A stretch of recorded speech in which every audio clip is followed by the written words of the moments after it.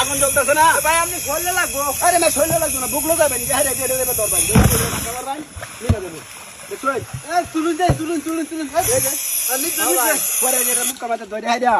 এটা খালি খুললে দিবেন না, এত আটা লাগবো ম্যাম না রান ম্যাম, এটা বুঝলে সে। হ্যাঁ, এই গরম হয়ে গেছে।